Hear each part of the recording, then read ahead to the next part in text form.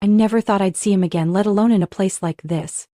The Wilshire Grand Hotel sparkled under the lights that night.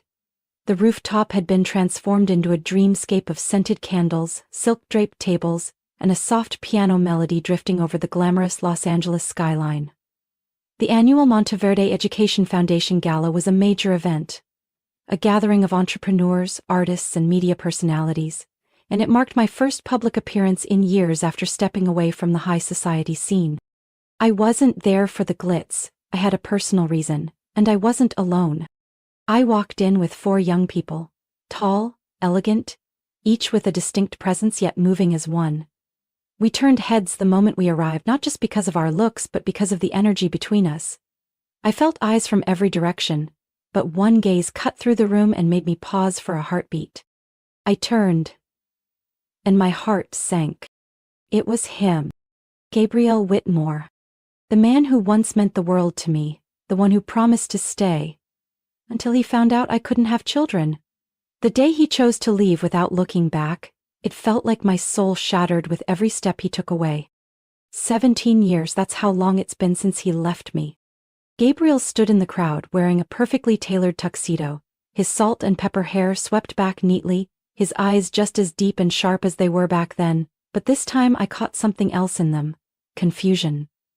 He looked at me, then at the young people beside me, and I watched the confusion shift into panic, then because he saw what couldn't be denied. Each face, each feature carried a part of him. Tyler's pale gray eyes, Elena's high cheekbones, Lucas's strong jaw, Isla's crooked half-smile, all things he couldn't explain. Because he left me, believing I could never be a mother. I gently squeezed Isla's hand as she turned to me, her lips pressed tight. "Is that him, Mom?" I nodded, my gaze locked on Gabriel. "Think he'll run?" Lucas asked quietly, half teasing, half serious. "He won't," I said, more calmly than I expected. "A man like him doesn't run. He'll try to face it, because he needs answers more than anyone else in this room." Gabriel began walking toward me, his eyes fixed. He struggled to keep a composed look, but I saw his hand tremble around his wine glass. Only I would notice that. When he was just a few steps away, he stopped. His eyes drifted slowly across each face beside me, as if fighting against a wave crashing inside him. Then he spoke, his voice rough, almost unrecognizable. "Samantha." I looked at him, not cold, not warm. Just the calm of someone who's survived every kind of heartbreak. "I thought you couldn't." I lifted my chin. "This is Tyler, Elena, Lucas, and Isla." Each name rang out like a bell, cracking the walls of belief he'd built over the years. He opened his mouth to say something, then closed it again, and I knew. Gabriel Whitmore, the man who left in search of a complete future, was now face to face with something he never imagined. And I hadn't even told him half the truth, not yet, but I would. Gabriel stood there like his legs had stopped working. His eyes scanned the kids again, desperately trying to process what couldn't be explained. But the resemblance grew more obvious with each second, and I knew no words could hide the truth anymore. "They're yours?" he asked, voice rough, almost choking. I didn't answer right away. I wanted him to face what he'd denied, rejected, and run from for nearly 2 decades. "Yes," I said, holding his unsteady gaze. "They're my children." Gabriel stepped back. He looked at Tyler, now a poised young man, dark hair and those unmistakable gray eyes just like Gabriel's younger self. Then Elena, her deep eyes and perfectly arched brows, a mirror of me but with his unmistakable presence. Lucas and Isla stood still, but their eyes never left the trembling man in front of them. "But Samantha, you said you couldn't, the doctor said." I cut him off, my tone even. "We used to believe that." A beat of silence. I saw Gabriel bite his lip, his hand tightening around the glass as if it was the only thing keeping him upright. "Whose children are they?" The question came out reflexively, not from doubt but fear. I gave a small smile, not mocking, just the bitterness of years held in. "Gabriel," I said clearly, "they are mine, and yours." It was like he got pulled from reality for a second. All the sound in the room seemed to fade, and I saw his eyes darken. "No, no, that's not possible," he stepped back again. This isn't real." Tyler stepped forward, hands in his pockets, eyes cool. Whether you believe it or not is your choice, but the truth doesn't need permission to exist. Gabriel looked like he wanted to speak, but nothing came out. I knew his mind was spinning with 1,000 questions, trying to rearrange the impossible. The man who once led an empire now stood frozen before 4 familiar strangers. I exhaled slowly. If you want the truth, I'll tell you. But not here. Not in front of all these curious eyes, hoping to watch us fall apart. Gabriel nodded numbly, but his eyes never left the kids. I need time. Lucas let out a soft laugh, no humor in it. Good thing we gave you 17 years to get ready. I turned to the kids. Let's go. Without another second, I led them away, leaving Gabriel behind in the middle of the ballroom, lost in his own world. I felt his eyes on our backs, heavy with something between regret and fear. As the elevator doors closed, Isla looked up at me and whispered, "Mom, will you tell him everything?" I glanced at the reflection in the mirrored wall, a woman no longer defined by tears or abandonment. A mother of 4, the sole keeper of a remarkable truth. "Yes," I said, "but I'll tell it my way. And only if he's brave enough to hear it all." The story wasn't over. But I knew one thing for sure. We didn't have to bow our heads anymore. Especially not me. Gabriel Whitmore didn't sleep that night. He left the gala in a daze, haunted by the faces of 4 young strangers. Each expression slicing through the shell he'd built over the years. Every step back to his penthouse felt heavy, every wall a reminder of what he'd once walked away from. The next morning, Gabriel called his private assistant Mason Leclerc, discreet, sharp and fiercely loyal. "Mason, I need you to look into everything you can find about Samantha Everett," Gabriel said, voice low and tense. "Especially after 2007, medical, financial, legal, anything." Mason didn't ask why. He simply replied, "I'll get started right away, sir." Gabriel barely left his desk all day. He combed through old records, notes, memories of Samantha. Their wedding photo still sat in the bottom drawer, the one he couldn't throw away. Near midnight, Mason called. "Sir," his voice came through clearly, "I've found some very specific information." Gabriel sat up straight. "Tell me." Samantha entered a reproductive research program in late 2007. An experimental project called Novogenesis, led by Dr. Alden Rive. The program was highly confidential, focused on restoring fertility using stem cells and egg reactivation techniques. "She was a participant?" Gabriel asked, heart pounding. "Not just a participant," Mason said slowly. "She was one of the first 2 successful cases." Gabriel couldn't respond. He was silent for a moment, then asked, "Anything on the children? Birth records, hospital files?" "I accessed encrypted medical files," Mason replied, voice lower. "All 4 children, Tyler, Elena, Lucas and Isla, were born at Briarwood Medical Center within 2 years of her treatment. Each has DNA records and—" Mason paused. Gabriel held his breath. "They're all biologically yours, sir. DNA match 99.97%. The world around Gabriel felt frozen. He set the phone down on his desk, unable to take his eyes off the screen where each child's profile was displayed. Name, date of birth, blood type, and a line that was impossible to deny. Father, Gabriel Whitmore. Mason was still speaking on the phone, but Gabriel no longer heard a word. A hollow feeling settled over him. Not because he had been deceived, but because he had been the one to slam the door shut 17 years ago, and now stood outside hoping it was still open. He sat in silence for hours, staring at the ultrasound image attached to Elena's hospital file, his eldest daughter. That should have been the moment he was there. That should have been the first image he saw in joy, not regret. Near dawn, Gabriel said only one thing when he called Mason back. "I need to meet Dr. Alden Rive, as soon as possible." The truth, like an underground current, had risen, and this time Gabriel knew. He no longer had the right to run. Elsewhere in the city, I, Samantha, still didn't know what Gabriel had discovered, but when I saw his eyes last night I knew one thing for certain. He wasn't walking away. And maybe it was time I told the whole story, in my way. Every detail, every choice, every impossible moment that led to the birth of those 4 lives. And the reason I never went looking for Gabriel It wasn't because I hated him. It was because I needed him to choose to come back, not for a title, but for the truth. 3 days after the gala, the doorbell rang on a quiet afternoon. I already knew who it was. I didn't need to check the peephole. The air itself seemed to pause as I opened the door. Gabriel stood there, not in a polished tuxedo but in a rolled-up gray shirt, tie stuffed into his coat pocket. He looked exhausted, like he hadn't slept since the night we saw each other again. I said nothing. I simply stepped aside and let him in. This house had been my sanctuary with the kids. Now Gabriel was stepping into a world he had left before it even existed. Isla spoke first. She had just come from the kitchen, holding a steaming mug. When she saw Gabriel, her steps halted. Her eyes scanned him like he didn't quite belong in the picture. "Hi," Isla said, not cold, but not warm either. Gabriel nodded slightly. "Hello?" I walked into the living room, leaving the door open behind me. Soon all 4 kids were there, Tyler, Elena, Lucas and Isla, scattered across the sofa, facing the man they had never known but had always wondered about. Gabriel stood in the middle of the room. No one invited him to sit, and I didn't say a word. He took a breath and began. "I know I don't have the right, but I can't keep living without facing this. I need to know, and I need to be heard." Lucas crossed his arms, his gaze sharp.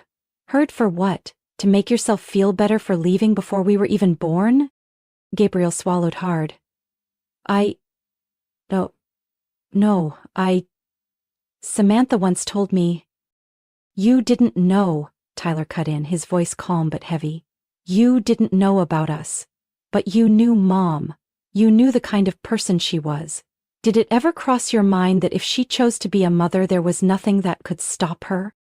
Gabriel was silent. I saw the turmoil in his eyes, an emotion I had never seen, back when he walked away nearly 2 decades ago. Elena tilted her head, her eyes unreadable. "If you'd known back then, if you knew there was a chance to have kids with Mom, would you have stayed?" The question landed like thunder in a still afternoon. The room fell silent. Gabriel didn't answer right away. He walked toward the window, looked out, then turned back. "I want to say yes. That I would have stayed. That I would have fought for it." He paused. "But if I'm honest, who I was back then? I don't know. I was scared of a life I hadn't chosen, and the truth is, I chose to leave." Isla placed her cup on the table. "So, what do you choose now?" Gabriel looked at each of them slowly, like he was trying to memorize their faces. "Now, I choose not to run. I choose to take responsibility. Even if I'm never forgiven, I won't disappear again." Tyler stood and walked toward him. One young man, face to face. "Your presence won't rewrite the past, but you can decide what to do with the present." I watched my children, each of whom I had raised without needing a father to define their worth. Yet now they stood before him, not pushing him away but asking questions. I stepped forward, calm but firm. "If you came here hoping to be welcomed, I can't promise that. But if you came to take responsibility, this door won't be locked." Gabriel nodded. For the first time, his eyes held something other than ambition or control. They held the desire to try again, even if only a little. Lucas shrugged. "We don't need a dad, but sometimes it's not the worst thing to have someone willing to listen." Gabriel gave a small smile, a rare one, full of regret, but open. He came back again that Sunday afternoon unannounced. This time he brought a file folder and a box of waffle cookies from the bakery I used to love, the one that closed down nearly 8 years ago. He remembered, or at least tried to. I opened the door and saw him there, awkward but not timid. His eyes weren't guarded anymore, they were waiting, maybe for permission, or a sign, or just a bit of hope. "I'm not expecting anything," Gabriel said, setting the cookies down. "I know I can't make it up, but I want to get to know them." I sat across from him, keeping my distance. "I'm not stopping you, but this isn't up to me anymore." He nodded. "I understand." At that moment, footsteps echoed from the stairs. The kids had just returned from the movies. They entered the room, sunlight glowing on their hair and shoulders. Isla noticed Gabriel first, her eyes briefly surprised. Then Elena, Tyler and Lucas. Each with their own reaction, suspicion, curiosity, a bit of caution. Gabrielle stood, hands clasped tightly to still their trembling. I know I don't deserve it, he began. But I'd like the chance to get to know you, if you'll allow it. Lucas raised an eyebrow, voice dry. Get to know us how? Picnics? Sunday dinners? Birthday cards for the next 17 years? Gabriel didn't argue. Nothing at all if that's what you want. I'll be here when you need me. Or if you ever just want to know. Tyler stepped closer, locking eyes with him. You sure about that? Gabriel nodded. I don't know where to start. But I'll be here. Even if it's just to listen. The room fell quiet. Time seemed to pause, the outside world fading away, leaving only the sound of steady breathing and the weight of possibility. Isla turned to me. What do you think, Mom? I shook my head gently. I've already walked my path. The rest is up to you. Elena placed her bag on the couch, then looked at Gabriel. Do you have a car? Gabriel blinked. Yes. Then take us to the ice cream shop at Clover and Vine. It's open until 8. We can start with something simple. Gabriel nodded, smiling for the first time that day. Not wide, but sincere. Lucas sighed. I'll go. Not for him, just because the ice cream there is actually good. Tyler turned to me. You want to come? I shook my head and smiled. Not this time. You go. As the door closed behind them, I sat by the window. The sunset stretched across the neighborhood like a bronze blanket.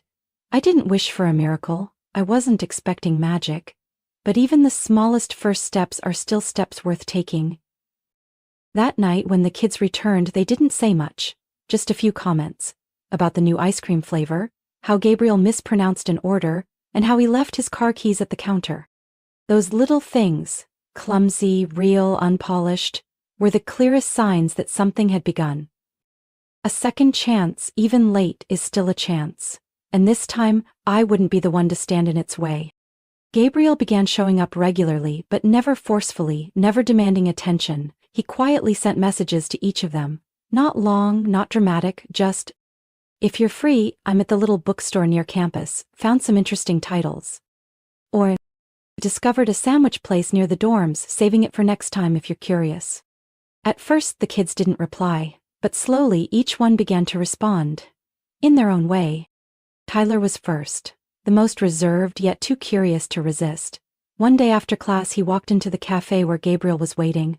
No announcement, no handshake, just pulled up a chair and said, I've got 30 minutes. If you want to ask something, do it. Gabriel didn't ask. Instead, he told a ridiculous story about losing his wallet in college and having to photocopy IDs to survive. It was so absurd that Tyler burst out laughing. A rare laugh, unexpectedly sparked in their first real conversation. Elena was different. She kept her distance, always leaning slightly toward the door as if ready to leave at any moment. But when Gabriel casually mentioned a local art exhibit, her passion, her eyes lit up. By their second meeting, she brought her sketchbook. They talked for nearly 2 hours. Not once did she say the word father. Lucas, sharp, cautious, and never easy, challenged Gabriel with probing questions. Why now? What if we don't let you in? Gabriel never had perfect answers, but each time, he looked him straight in the eye and said, I don't have the right answers, but I'm not disappearing again. And slowly, Lucas stopped flinching when Gabriel said his name. Isla was the last to open up, but the fastest to change once she did. One rainy afternoon, she texted Gabrielle, Bus stuck, you free? He showed up in 12 minutes, with a raincoat and a small umbrella. She didn't say much during the ride, but when she got out, she left a note in the glove box. Thanks for coming. I watched everything from afar. I didn't interfere, didn't guide. I simply observed quietly as the changes unfolded. Like a mother standing at the edge of a river, watching her children choose their own bridges to cross. One late evening, after all 4 had returned home, I saw them gathered around the kitchen table chatting aimlessly. Tyler talked about the art exhibit he went to with Elena and Gabrielle. Lucas teased Isla for calling him this year's most weather-aware man. Elena just smiled quietly as Lucas mimicked Gabrielle's voice when he got lost. I didn't join the conversation. I stood at the doorway, hands wrapped around a warm cup of tea, feeling something slowly growing between these people who were once strangers. As I headed upstairs, my phone buzzed. A message from Gabrielle. Thank you for not closing every door. I stared at the screen for a long time but didn't reply, not because I was angry, but because I wasn't ready to say thank you. Because deep inside, one question still hadn't been answered. The real reason he left back then, was it really just because I couldn't have children? Or was there something else, something he still hadn't found the courage to say? One early autumn evening, with a chill in the air and yellow leaves covering the sidewalks, Isla walked into the kitchen with a question that brought everything to a halt. Do you ever regret it?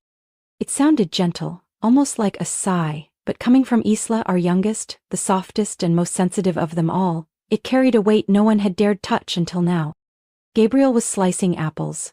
His hand froze mid-motion. The knife tapped softly against the cutting board, then went still. He looked up and met Isla's eyes. Eyes that mirrored a younger Samantha's, clear but piercing through every wall. No one said a word. Tyler, Elena and Lucas all turned toward Gabriel, as if they too had been waiting for that answer. Gabriel set the knife down, wiped his hands on a dish towel and pulled out a chair across from Isla.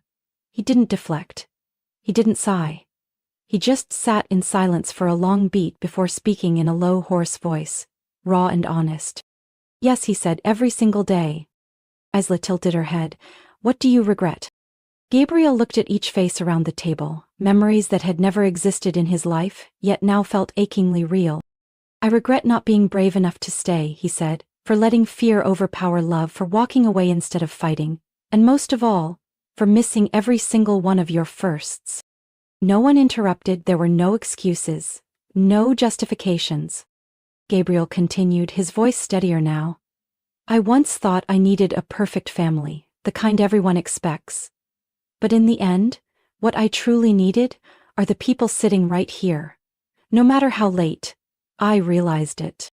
Lucas still had his arms crossed, but his eyes had softened. Elena rested her chin on her hand, no longer watching him with skepticism. Tyler gave the smallest nod, barely noticeable. Only Isla kept her gaze steady. So what do you want now? Isla asked. Just one thing, Gabrielle replied. The chance to not miss anything else. If you'll let me. A long silence followed, not heavy, but contemplative. The kind of silence where hearts weigh old wounds against the possibility of something new. That night, after the kids went upstairs, I walked into the kitchen. Gabriel was still sitting there, eyes on the window, where the first winds of fall rustled through the trees. I heard everything, I said, pulling out a chair across from him. He looked at me, not defensive, not expecting praise or forgiveness. They've changed, I said, but not because you tried to do something grand, because you were honest. Gabriel smiled faintly. It's the only thing I have left. I looked at him quietly, and sometimes, that's all it takes. He nodded, eyes never leaving mine. What about you? I knew that question would come. But I didn't have an answer, not because I hadn't forgiven, but because some wounds no longer hurt, yet still leave scars. I still have something I need to ask you, I said, but not tonight. Gabriel understood. He didn't press. When he left, I stood at the porch, watching his silhouette disappear into the soft glow of the streetlights. Part of me felt lighter, part of me remained cautious. Because sincerity is the beginning, but to keep trust, that takes more. And I knew the real test was still ahead. Gabriel began visiting more regularly, but never crossed any lines. He didn't overstay, didn't disrupt the kids' routines, never asked anything of me. Sometimes he helped Isla with her science presentation, escorted Elena to a local photo exhibit, or played chess with Tyler late into the night. With Lucas, it was still a push and pull, but at least he no longer walked away when Gabriel showed up on the porch. And me? I didn't interfere, I just watched. I watched how Gabriel tried, without rushing, without scheming, like he was carefully patching a fabric that had long since worn thin. I saw the way he looked at the kids, how he gently stepped into each moment as if he'd found a treasure he thought was gone. And I watched myself, a woman who once resented him so deeply she wanted to forget his name, now feeling her heart soften in the most unsettling way. One late evening, after the kids had gone upstairs, I brewed 2 cups of tea and walked out to the back porch. where we could see the shimmering city lights in the distance, and hear autumn winds whispering through the old maples. Gabriel was there, leaning lightly on the railing, quietly watching. I handed him a cup and we said nothing for a while. "This view," he said softly. "You once dreamed of sitting here every night, with the kids, your husband, and a cat named Felix." I laughed, unable to hide it. "I hate cats." "I know," Gabriel smiled. "But you still said it. Back then you thought dreaming a little might make the pain easier." I didn't deny it. It did. Back then I thought you were the irreplaceable part of that picture. Gabriel turned to me, his eyes catching a faint glow in the dark. "I don't want to go back to that time," he said gently. "Because I know I ruined it, but if I could, I'd like to help you paint a new one. Not the same as before, not perfect, but maybe something different." I gripped my mug, its warmth spreading to my fingers, but inside I felt another kind of wind, a wind of hesitation, and a question that had never been answered. "Gabrielle," I said, locking eyes with him, "the day you left, was it really just about the children?" He froze, the wind blew stronger as if even nature was holding its breath. "No," he whispered, eyes dropping. His voice grew heavier. That was the easiest part to say. "But the truth is, I panicked. I looked at the future and didn't see myself as someone good enough to stand by you. You were so strong, and I was weaker than I ever wanted to admit." His answer stilled me, not because it hurt, but because it felt like the missing piece finally falling into place. "I remember thinking," I said quietly, "if you had just said that, we could have found a way. Together. But you went silent. And disappeared." "I know," Gabriel whispered. "And that's something I'll regret for the rest of my life." Another pause. Then I lifted my head, gazing at the city lights that shimmered like falling stars. "We can't go back," I said slowly. "Too much has changed. I'm not the woman who once wrote Felix's name in her diary." Gabriel gave a soft laugh, but didn't interrupt. "But," I continued, "if you truly want to stay, for the kids, for yourself, and if you're willing to accept an imperfect beginning." I turned to him, meeting a gaze filled with longing but no pressure. "Then maybe we can become something else." Gabriel said nothing. He just nodded. And for the first time in nearly 20 years, we stood side by side, with nothing broken between us. Samantha's story reminds us that sometimes the deepest wounds become the foundation for the most lasting healing. The past may be filled with pain and misunderstanding, but honesty, patience, and accountability can open a new door, not to what was, but to something more real. In life we can't undo our mistakes, but we can always choose how we move forward, with courage and grace. What do you think about Samantha's journey and the choice she made? Would you give someone a second chance after being abandoned? Share your thoughts in the comments. And don't forget to follow the channel for more heartfelt stories about family and life.